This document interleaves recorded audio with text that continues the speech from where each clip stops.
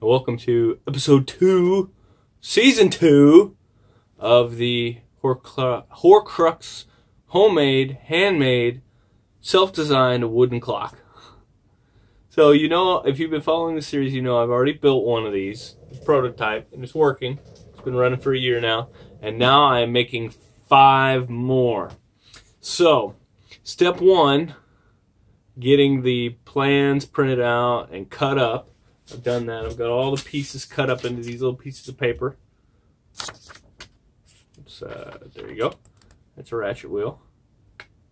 Took me all day to cut up these pieces for just these 5 clocks. And so I got them all cut up and sorted by thickness. There's 1/2-inch parts and there's 1/4-inch parts.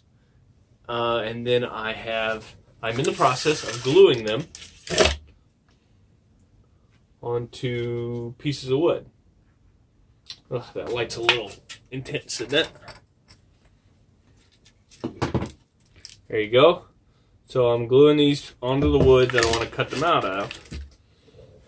Behind me I've got the frames going on a big piece of 1/2-inch oak.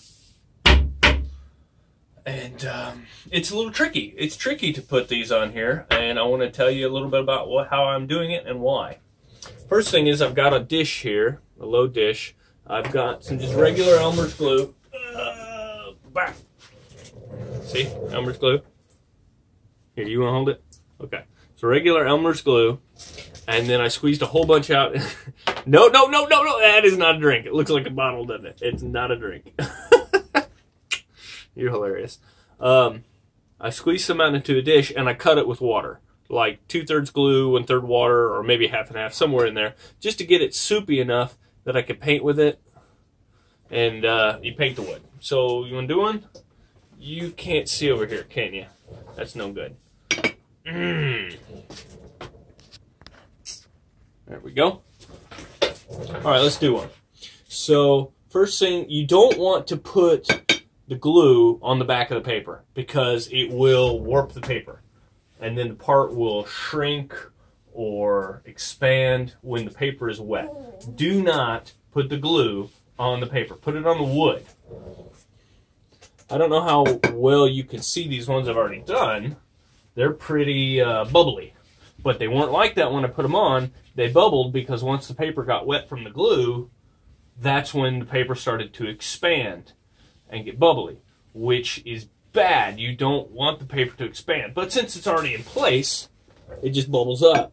So I know that even though it's all bubbly now, it's still the right size because the paper has the size and scale and everything on it, and that's what we want.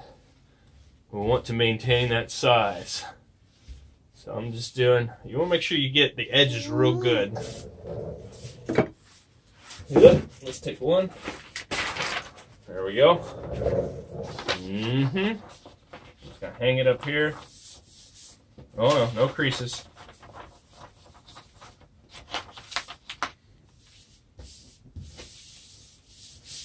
There we go. See, when I put it on there, it's nice and smooth and flat. But once it's been sitting for a few minutes, bubbles start to form in the paper. And that is because when the paper's wet, it changes size. So you want to make sure it's already nailed down onto that wood or glued down before it bubbles, which is why you do not apply the glue directly to the paper. Cool? Cool. If you do apply the glue directly to the paper's going to change size and then the parts won't fit.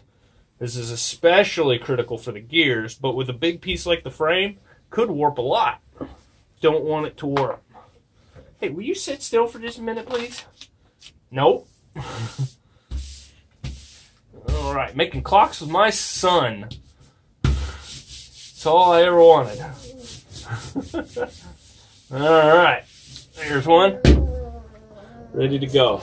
So, if I had a bit more room, I would lay this thing on the ground and line them all out before I glued them.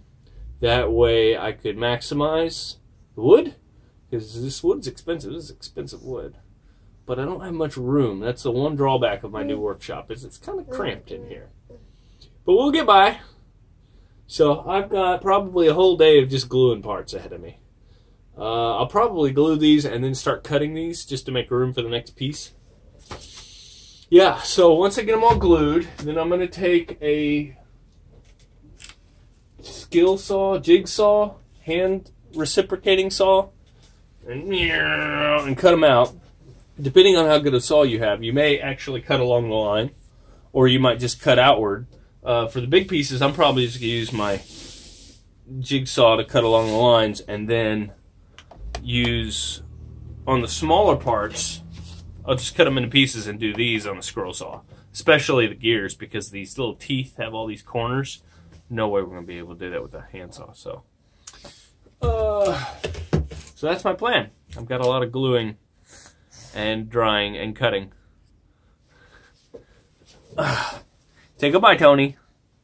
Goodbye, Tony. Say goodbye, Tony. Bye-bye. Say bye-bye. Bye-bye.